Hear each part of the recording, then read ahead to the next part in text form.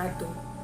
Puji syukur kehadirat Allah Subhanahu wa Ta'ala karena atas rahmat dan hidayahnya sehingga kelompok kami dapat menyelesaikan tugas kelompok K3LH. Sebelum melanjutkan presentasi, izinkan saya memperkenalkan anggota kelompok saya. Saya sendiri Mirna Salperelia dengan NIM 220201600033. Sahirana dengan NIM 220201600031 dan Alvino Adri Putra Nukman dengan NIM 220201600007.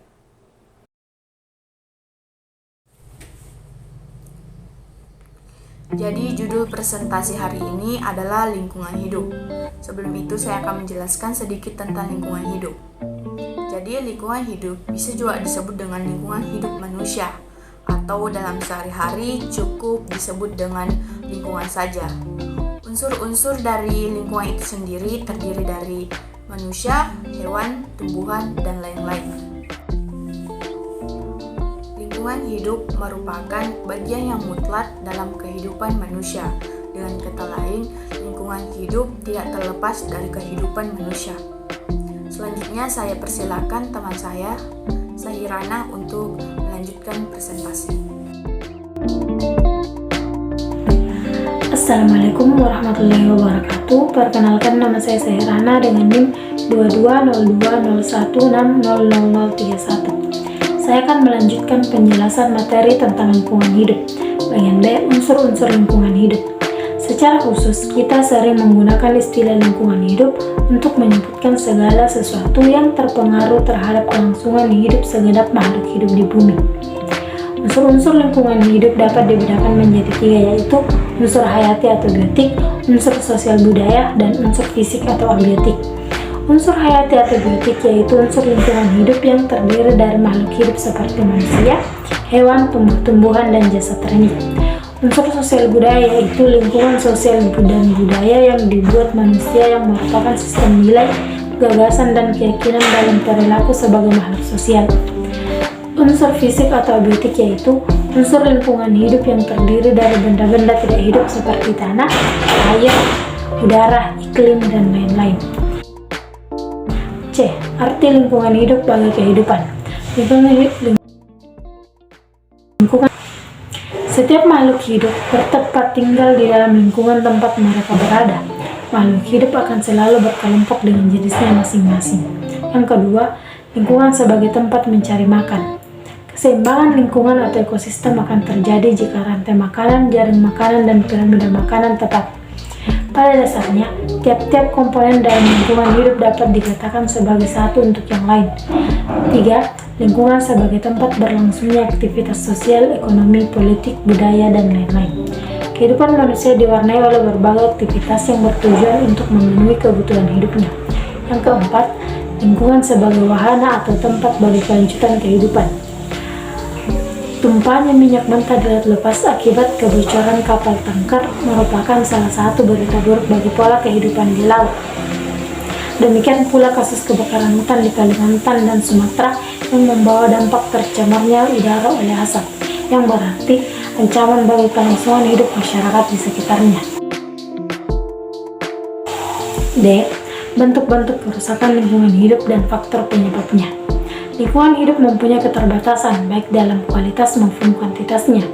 Dengan kata lain, lingkungan hidup dapat mengalami penurunan kualitas maupun kuantitas.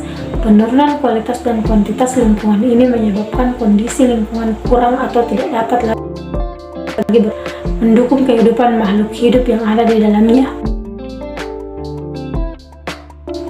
Kerusakan lingkungan hidup dapat disebabkan oleh beberapa faktor. Berdasarkan penyebabnya, kerusakan lingkungan hidup dapat dikarenakan proses alam dan proses aktivitas manusia. Pertama, proses kerusakan lingkungan hidup akibat proses alam. Kerusakan lingkungan hidup oleh alam terjadi karena adanya gejala atau peristiwa alam yang terjadi hebat sehingga memengaruhi keseimbangan lingkungan hidup.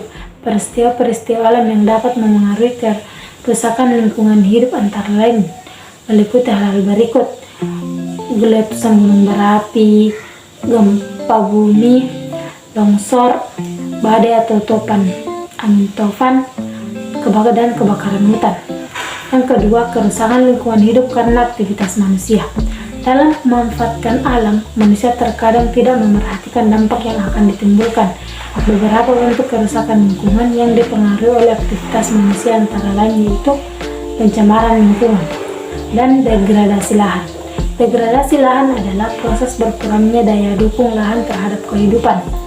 Degradasi lahan merupakan bentuk kerusakan lingkungan akibat pemanfaatan lingkungan oleh manusia yang tidak memerhatikan keseimbangan lingkungan. Materi selanjutnya akan dijelaskan oleh Alvina Andri Putra. Nah, adapun usaha-usaha yang dapat dilakukan demi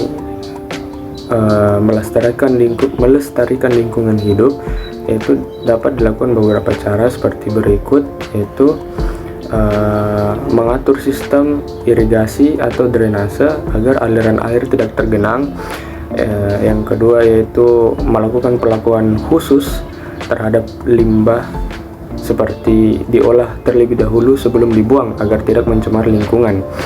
Yang ketiga yaitu melakukan reboisasi terhadap lahan yang tandus atau gundul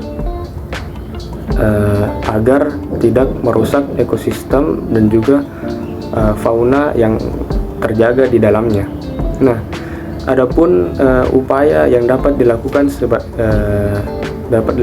oleh kita sebagai mahasiswa, yaitu yang pertama itu dengan mengurangi penggunaan pensil dan kertas.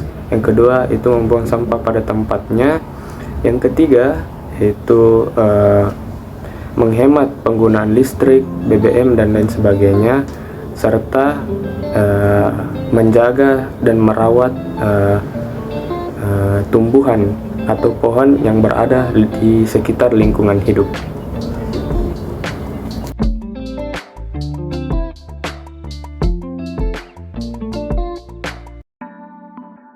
Itulah presentasi dari kelompok kami.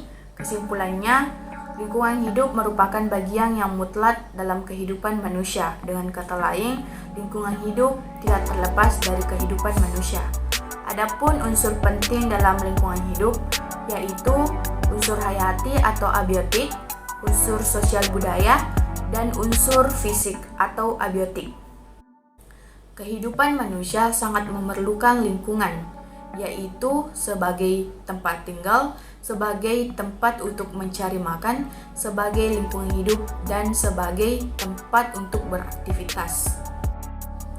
Tetapi semua itu tidak dapat digunakan jika lingkungan itu rusak. Faktor yang membuat lingkungan itu rusak bisa dari faktor alam, bisa juga dari faktor manusia itu sendiri. Untuk itu kita harus melakukan upaya agar lingkungan kita bersih dan layak untuk ditempati. Jadi itulah presentasi dari kami, lebih dan kurangnya mohon dimaafkan. Wabillahi taufiq wal hidayah. Assalamualaikum warahmatullahi wabarakatuh.